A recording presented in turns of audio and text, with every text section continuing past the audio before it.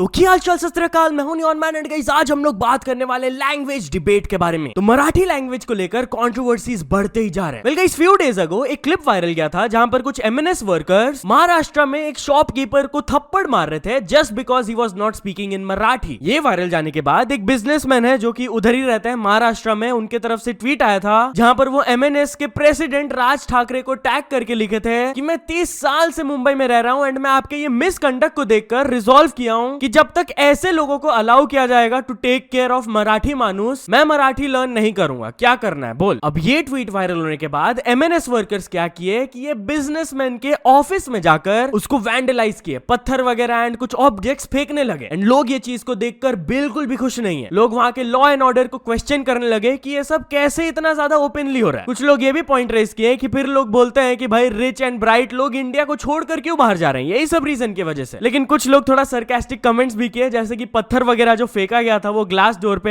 वो फूटा ही नहीं, तो इस पर लिखा गया इनक्रेडिबली स्टर्डी ग्लास डोर। बहुत ही बढ़िया मार्केटिंग वीडियो बनेगा यार ये कंपनी का। एक और पर्सन लिखे ashamed to call myself a Marathi today, क्योंकि वो लोग ग्लास डोर को भी ब्रेक नहीं कर पाए, टोटली डेवास्टेटेड। बट यार देन इस कंट्रोवर्सी में एक बड़ा ट्विस्ट आया कि वो जो बिजनेसमैन है सुशील केडिया वो अपोलोजाइज किए टू द एमएनएस प्रेसिडेंट। वो कहे कि उनके ट्वीट को थोड़ा सा आउट ऑफ कॉन्टेक्स्ट ले जाया गया था एंड वो काइंड ऑफ थोड़ा सा ओवर रिएक्ट कर दिया। पास्ट में वो राज ठाकरे के काम को काफी ज्यादा अप्रिशिएट किए हुए हैं एंड कुछ भी प्रॉब्लम्स हुआ हो तो उसके लिए आई एम सॉरी। बट यार while we are on this topic, तो जब एक वुमेन को फोर्स किया जा रहा था मराठी पे बात करने के लिए तो वो मना कर दी बोलते हुए कि भाई मैं तुमसे ज्यादा टैक्स पे करती हूँ यहाँ के गवर्नमेंट को। यस ये वाला क्लिप वायरल जा रहा है, आप लोग देख सकते हो।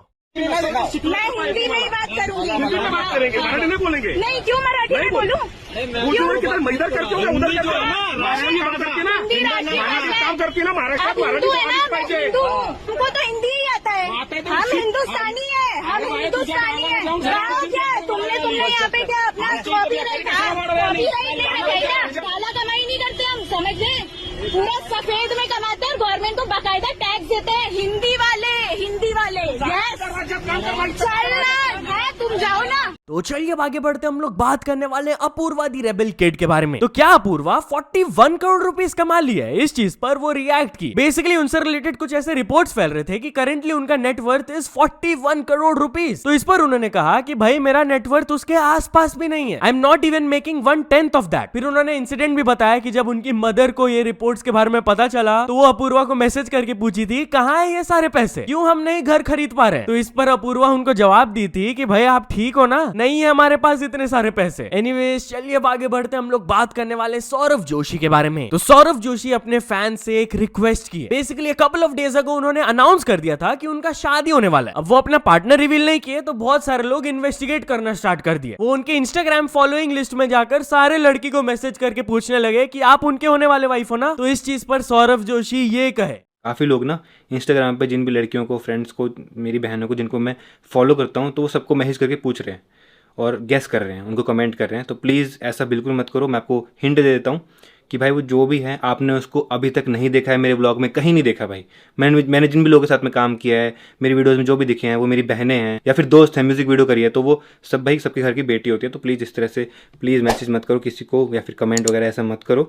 मैंने आज तक अभी आपको दिखाया नहीं, आपने देखा ही नहीं है। जब भी टाइम आएगा मैं आपको बता दूंगा, दिखा दूंगा। तो चलिए अब आगे बढ़ते हम लोग बात करने वाले संदीप महेश्वरी के बारे में। तो संदीप महेश्वरी के नाम पर एक स्कैम चल रहा है। यस कल वो अपने चैनल में एक वीडियो अपलोड किए स्कैम अलर्ट, जहां पर वो अपने फैंस को अवेयर किए कि भाई उनका कुछ डीप फेक एआई वीडियोस बनाया जा रहा है जहां पर इट्स बीइंग शोन कि वो एक स्टॉक मार्केट कोर्स को प्रमोट कर रहे हैं। But that's absolutely not true. वो कोई भी कोर्स वगैरह प्रमोट नहीं किए। अब उनका लीगल टीम अपने तरफ से तो संभाल रहे हैं चीजों को, बट वो अपने फैंस से अर्ज किए कि अगर आपको ऐसे कुछ एड्स दिखते हैं तो प्लीज रिपोर्ट देम। एनीवेज चलिए अब आगे बढ़ते हम लोग बात करने वाले नीरज चोपड़ा के बारे में। तो नीरज चोपड़ा को ये चीज थोड़ा सा वियर्ड लगा। बेसिकली कल फर्स्ट एडिशन था of the Neeraj Chopra classic tournament and guess what, Neeraj Chopra ये टूर्नामेंट को जीत गए। He came first with a throw of 86.18 metres. अब ये टूर्नामेंट उन्हीं के नाम पे है तो उनको थोड़ा सा ये वियर्ड लगा। उन्होंने प्रेस कॉन्फ्रेंस में कहा लास्ट फ्यू डेज थोड़े से टफ रहे मेरे लिए एंड मेरे को थोड़ा सा वियर्ड लगा कि भाई कंपटीशन मेरे ही नाम पर है, but still I am happy कि मेरे को मेडल एंड ट्रॉफी मिला from the first addition at home. तो चलिए अब आगे बढ़ते हम लोग बात करने वाले सुरेश रायना के बारे में। तो former Indian cricketer Suresh Raina एक मूवी में आने वाले हैं। यस गाइस वो अपना एक्टिंग डेब्यू करने वाले एक तमिल फिल्म में। कल ये मूवी के प्रोड्यूसर्स DKS प्रोडक्शन की तरफ से से एक पोस्ट आया जहां पर वो एक प्रोमो अपलोड किए थे विद द कैप्शन वेलकमिंग चिन्ना थाला Suresh Raina on the board. तो चलिए अब आगे बढ़ते हम लोग बात करने वाले पाकिस्तान प्राइम मिनिस्टर के बारे में। तो पाकिस्तान के प्राइम मिनिस्टर झूठ बोले एंड इस चीज के लिए उन्हें ट्रोल किया जा रहा है। बेसिकली उन्होंने ट्वीट किया था जहां पर ही वाज क्लेमिंग कि Pakistan Asian youth girls netball championship 2025 जीत ली है। ये एक बहुत ही प्राउड मोमेंट है for the entire nation. But ये लिटरली झूठ है भाई, it's absolutely false. Basically Asian youth girls netball championship का 2 ग्रुप्स होता है, एक चैंपियनशिप टाइटल के लिए और एक प्लेट ग्रुप। पाकिस्तान सिर्फ प्लेट ग्रुप में थे एंड वो उस ग्रुप को टॉप किए, कोई चैंपियनशिप टाइटल नहीं जीते। टेक्निकली वो लोग इस टूर्नामेंट में 6th आए, जस्ट बिहाइंड इंडिया जो कि 5th थे। तो ट्विटर कम्युनिटी नोट्स भी उनके ये मिस इन्फॉर्मेशन को करेक्ट किए हैं एंड ऑफ कोर्स इसके लिए उनको काफी ज्यादा ट्रोल किया जा रहा है। तो चलिए अब आगे बढ़ते हम लोग बात करने वाले चैट जीपीटी का एक इनसेन स्टोरी के बारे में। तो गाइस एक रेडिट यूजर क्लेम किए कि 10 साल से मल्टीपल डॉक्टर्स उनके सिम्टम्स के रूट कॉज को नहीं ढूंढ पा रहे थे, लेकिन चैट जीपीटी मिनट्स में ढूंढ दिया। सीरियसली भाई, उन्होंने कहा कि लास्ट 10 ईयर्स से उनका जो प्रॉब्लम है, हेल्थ कंडीशन है, उसको लेकर वो सेवरल स्पेशलिस्ट एंड डॉक्टर्स के पास गए हुए, सब कुछ वो चेक वगैरह करवाए, बट उसका रूट कॉज मिला ही नहीं। तो ये पर्सन क्या किए कि वो चैट जीपीटी खोल के अपना सारा सिम्टम हिस्ट्री एंड सारा मेडिकल हिस्ट्री को इनपुट कर दिया एंड फिर चैट जीपीटी की तरफ से रिकमेंडेशन आया कि शायद से ये दिक्कत है। वेल गेस व्हाट, वो जब ये फाइंडिंग को अपने डॉक्टर के पास लेकर गए तो अपेरेंटली ही वाज शॉक्ड कि भाई हमारे दिमाग में ये चीज क्यों नहीं आया एंड अभी उनका कंडीशन बेटर हो रहा है। बट यहाँ उन्होंने एक डिस्क्लेमर भी दिया कि वो एआई को एज अ सजेशन ही लिए, प्राइमरी केयर प्रोवाइडर उनके डॉक्टर ही थे। तो प्लीज मेडिकल एडवाइस को लेकर एआई का बात मत सुनना, हमेशा डॉक्टर को कंसल्ट करना। तो चलिए अब आगे बढ़ते हम लोग बात करने वाले अंडरटेकर के बारे में। तो एक फादर एंड सन मिलकर WWE सुपरस्टार अंडरटेकर के एंट्रेंस को रिक्रिएट किए एंड इस चीज पर अंडरटेकर अपना रिएक्शन दिए। यस, ये फादर एंड सन डुओ का होलसम मोमेंट वायरल जा रहा है, आप लोग देख सकते हो।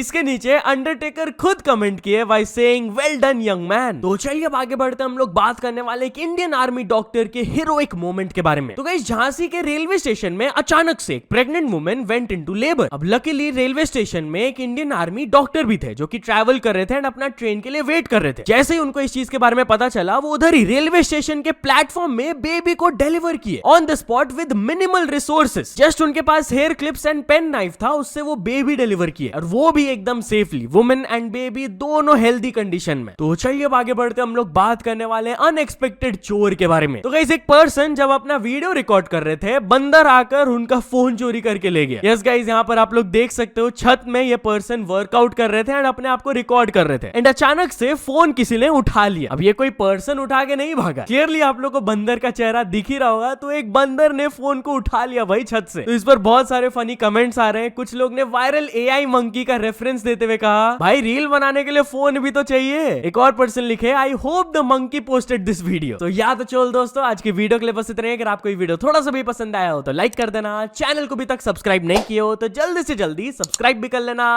न्यूज सबमिशन का लिंक डिस्क्रिप्शन में, वहां से जाके आप कुछ न्यूज भेजोगे तो आपको क्रेडिट्स भी मिल सकता है मेरे डिस्क्रिप्शन में। सो ऐसे सपोर्ट करते रहना। मिलते हैं नेक्स्ट वीडियो में, टिल देन बाय बाय।